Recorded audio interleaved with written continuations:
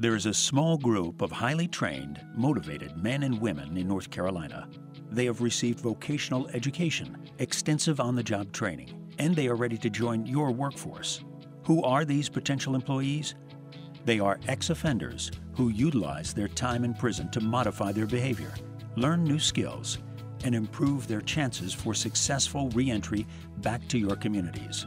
Through Correction Enterprises and the Inmate Construction Program offered through the Central Engineering Division, they learn manufacturing or construction skills that mirror the skills needed by your company. Take a look and see how hiring these skilled ex-offenders can benefit your company, your community, and the state of North Carolina. Discover the hidden workforce.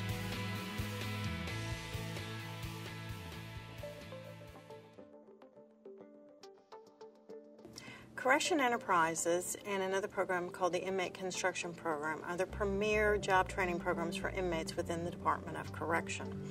Those two training programs train inmates in a manufacturing environment, a service environment, and a construction environment. Usually about 6,000 hours or more of on-the-job training to make sure that those inmates who are trained in our programs for at least 6 months or more are ready to go to the working world when they are released from incarceration.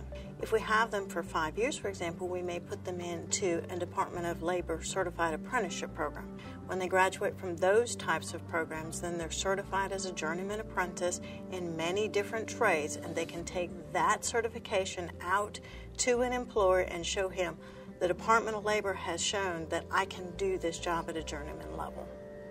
One of the barriers that a lot of ex-offenders have when looking for work is a lack of education, experience, and training. And when they have an opportunity to get training and get work experience while they're incarcerated, it helps them to come out better equipped to serve and work for employers, and it gives the employers more confidence that they've developed a work ethic and have an understanding about the work environment.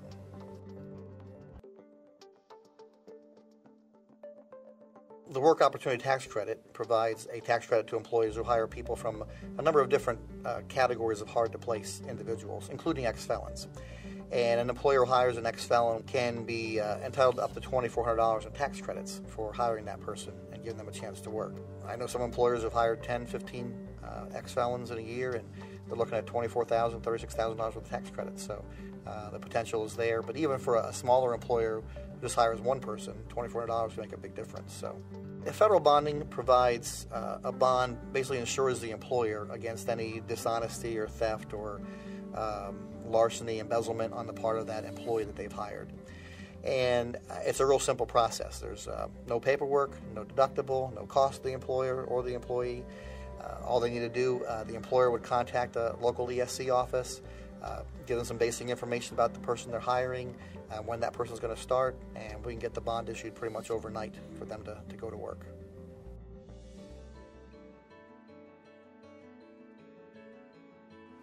My name is William Hyman, and I work as a photo technician for Riverside Printing. I had just happened to pass by, and I decided to stop and see if they needed any work. Mr. Joy Saluzio, he called me and asked me to come in and have a meeting with him, and we talked. About a week later, he told me he would like to hire me, so he gave me the job. William came by one day out of the blue. He said he had been by the plant a few times looking for jobs and decided to stop by. Sat down and talked with him several times, got to know him. He gave me some of his background. He was very honest about what he had been through, and I think we made a good connection. I liked him, he liked me, so we decided to give him a shot, put him to work, and he's been here ever since. At National Correctional Enterprise, I was trained on the folder. I was a folder operator, stitcher operator, a drill press, worked in the offset area on the Heidelberg, Speedmaster, and a lot of those qualifications helped me to attain a job here. He had a good base set of skills. He's in our bindery department. He mainly runs a folder, and everybody has different processes and procedures. And once we got him on our processes and procedures, I think he continued to grow with us. I don't believe I would have had the job opportunity without the training, because in this job, a lot of it you have to already know it and a lot of people is not taking entry-level people at this time. Working at the multiple jobs I had in the enterprise, it taught me skills as far as packing, how to deal with multiple people, as far as personality-wise, different supervisors, how to report work problems and things of that nature. His work ethic is great. He's always on time, always here when we need him, and always here extra hours if we need him. I've never worked before I was incarcerated on a real job. I was 15 at the time of my incarceration. We decided to let everyone know, be open about his past. We only thought it was fair to them. Everyone was very open at giving William a chance to come in and work and just be a part of Riverside. And that's been pretty seamless as well. I don't even think anybody thinks about that anymore. William's been just part of the family, so to speak. It's been pretty easy. I could have ended up back doing criminal activities and things of that nature.